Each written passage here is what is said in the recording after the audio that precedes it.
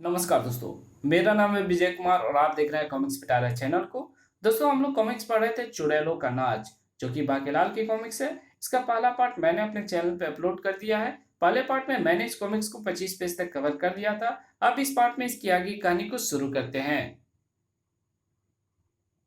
बच्चों विक्रम सिंह, अब तू चाहे जो प्रयत्न कर ले, मगर चुड़ैल तेरा खेल खत्म करके ही दम लेगी। रथ तीव्र गति के साथ महल में प्रवेश कर गया। द्वारपाल, द्वार को अच्छी तरह बंद रखना, बाहर चुड़ैलों के आगमन का खतरा है। वो तो अंदर भी पैदा हो गया है महाराज। बू। विक्रम सिंह और बाकीलाल ने जैसे ही उस कक्ष में प्रवेश किया। तू आ गया राजा। देख, तेरे कारण मेरा क्या हाल हो गया। तेरे ही कहने पर मैं सुबह सुबह मंदिर गई थी। रानी स्वर्णलता चुड़ैल बन गई।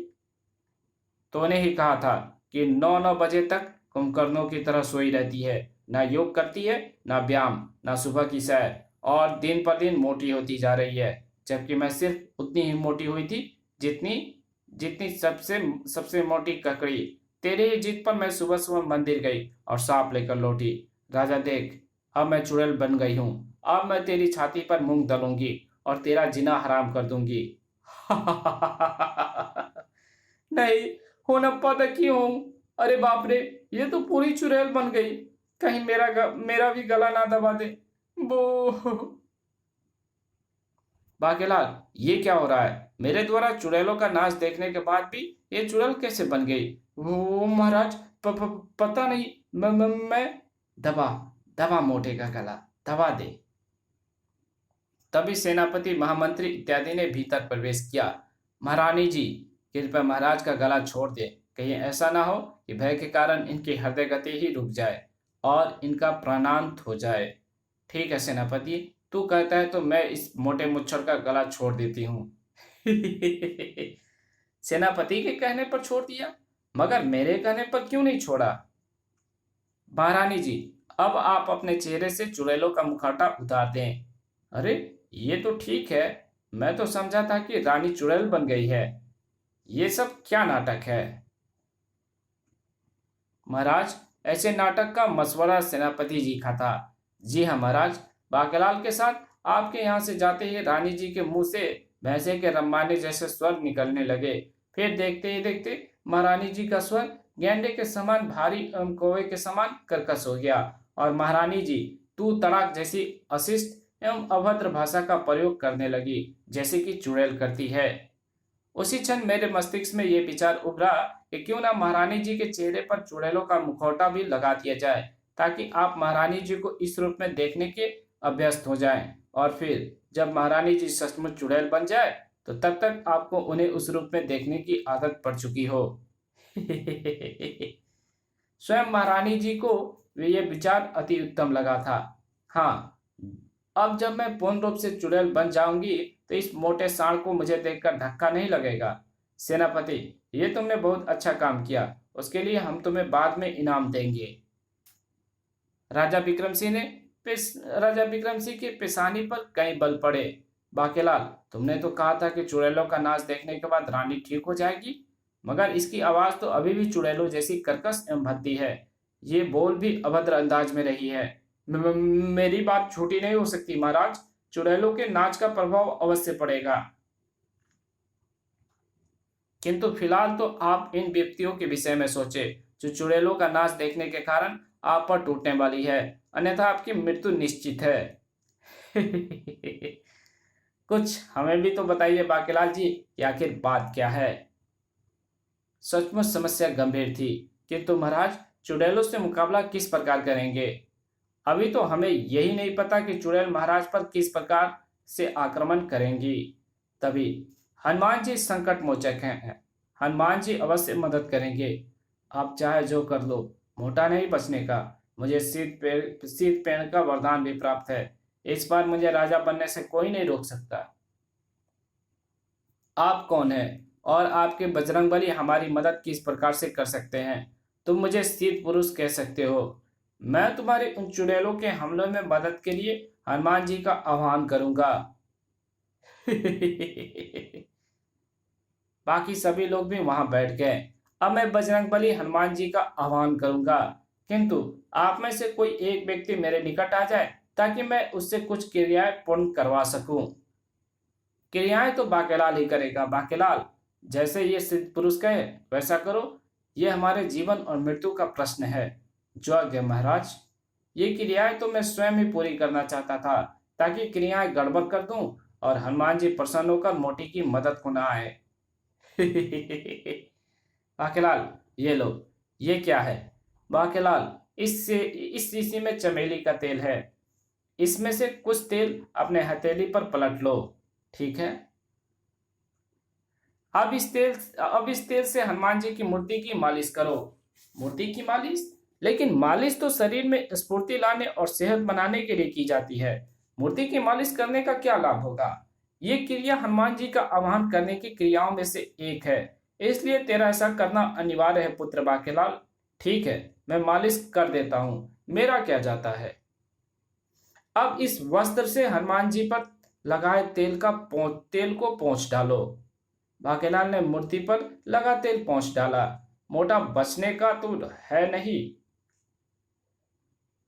अब हनुमान जी के सिर पर सिंदूर मलो। मल देता हूं। अब हनुमान जी को लंगोट धारण करा देता हूं। अब महाराज से ₹1.25 लेकर हनुमान जी के बाएं पांव के नीचे रखो और उसी पांव के पास नारियल भी रखो। महाराज, जरा ₹1.25 देना। अब धूप और अगरबत्ती जलाओ ताकि उसकी सुगंध चहु ओर फैल जाए। बाकेलाल ने वैसा ही किया। तब बाकेलाल, अब हनुमान जी के आगे हाथ जोड़कर मन ही मन उनको यहाँ आमंत्रित करो। हे हनुमान जी, बजरंगबली, यहाँ चाहे जो विपत्ति आए, किंतु तुम कदापि ना आना। हे हनुमान जी, बाकेलाल जो प्रार्थना कर रहा है उस पर ध्यान मत देना और संकट निवारण को तुरंत आना। वत्स, जिसने मुझे प्रसन्न करने की क्रियाएं की है उसी के आमंत्रण पर आऊंगा। बाकेलाल, हनुमान जी 3 बार के आमंत्रण पर पधारेंगे, सोच लो, क्योंकि यदि चुड़ैलों का हमला हुआ तो उस हमले में सभी लोग मारे जा सकते हैं, तुम भी। अगर मैं भी मारा गया तो बू! अपनी सुरक्षा के लिए हनुमान जी को आमंत्रित कर ही लेता हूं। हे हनुमान जी, कृपया पधारें।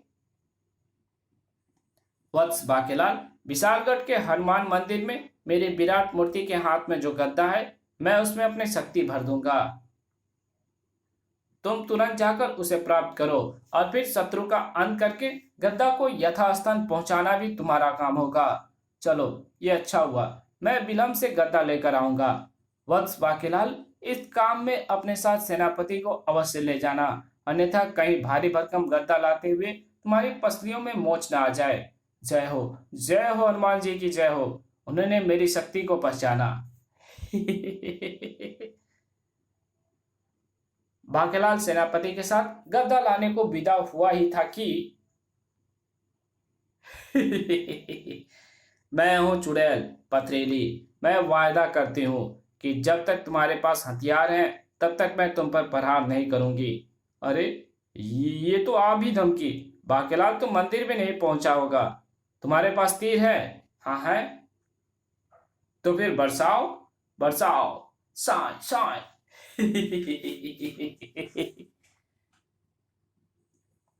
तीर तो तुम्हारे खत्म हो गए। तुम्हारे पास भाले हैं? हाँ हैं। तो बरसाओ बरसाओ, साय साय। सभी भाले तो टूट गए। ना जाने बाकेलाल कब आएगा। तुम्हारे पास तलवारें हैं? हाँ हाँ हाँ है। तो चलाओ चलाओ, खटाक। सभी तलवारें तो टूट गई। तुम्हारे पास लाठियां हैं? हाँ है। चलाओ।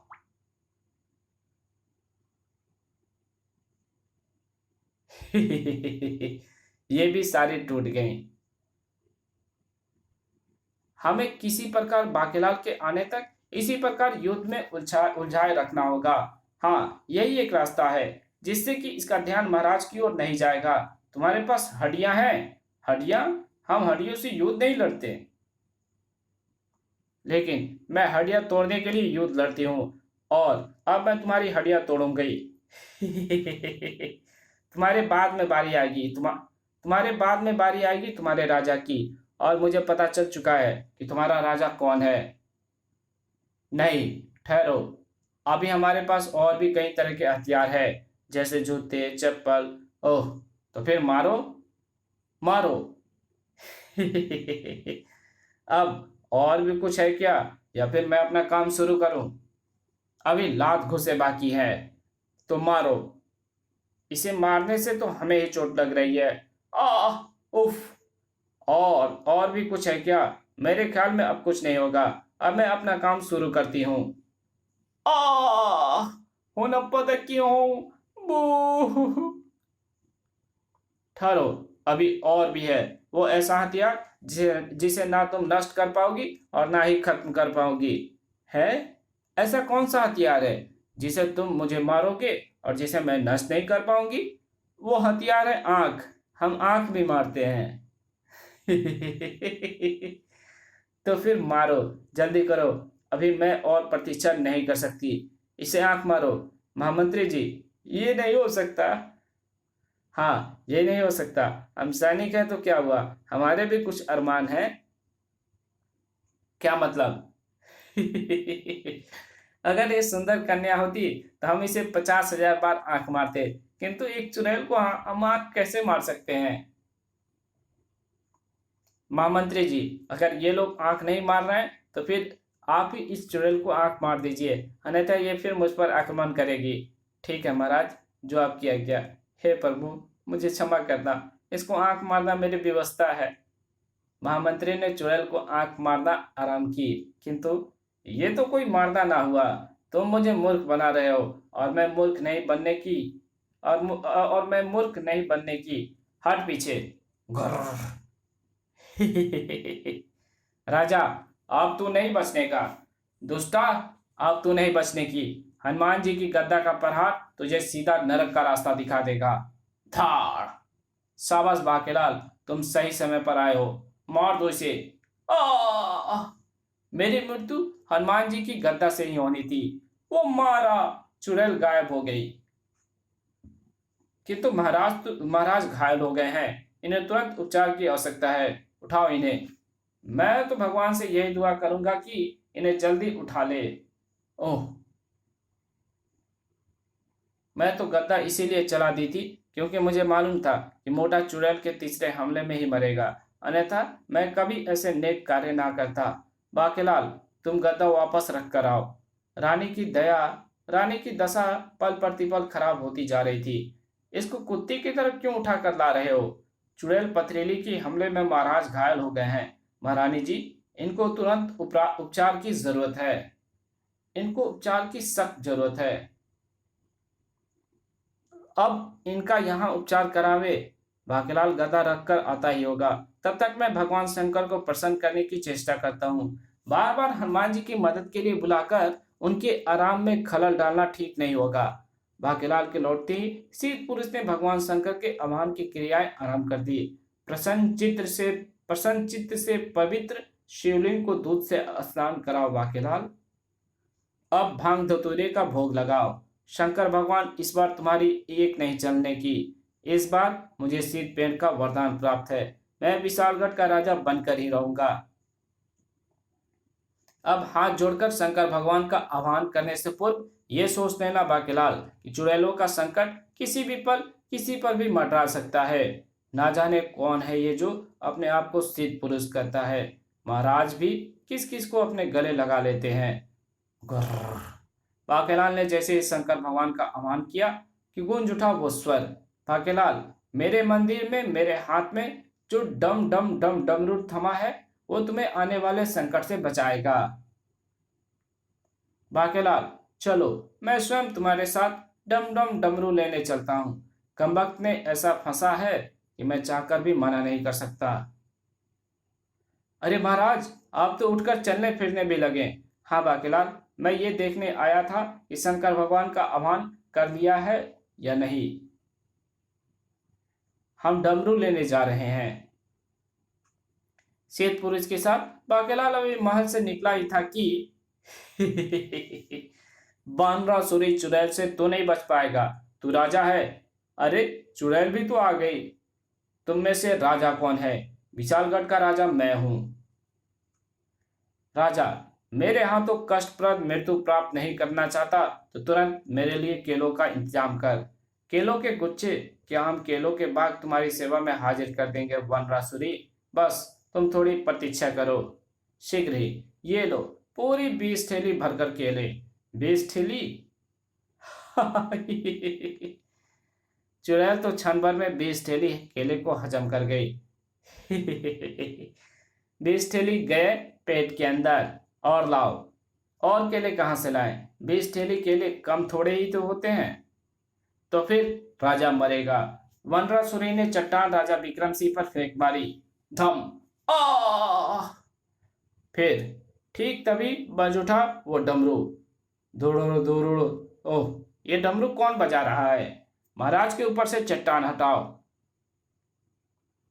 डमरू बजाता वहां आ पहुंचा था बाकेलाल। बाकेलाल अब यह डमरू की दुड़ू दुड़ू पर बंदरिया की तरह नाचेगी और नृत्य करते करते ही मर जाएगी, और नृत्य करते करते ही मर जाएगी। नाच मेरी बुलबुल की मुद्रा मिलेगी। चुड़ैल तो मर गई, लेकिन राजा हो गया गंभीर घायल। अब यदि महाराज पर चुड़ैल का तीसरा हमला हुआ तो महाराज को कोई नहीं बचा पाएगा। इसको कोई कुत्ते की मौत मरने से बचा लो। बाके हुनप्पा द क्यों? बाकेलाल, इस बार हमें इंद्र भगवान को प्रसन्न करना होगा। आओ मेरे साथ।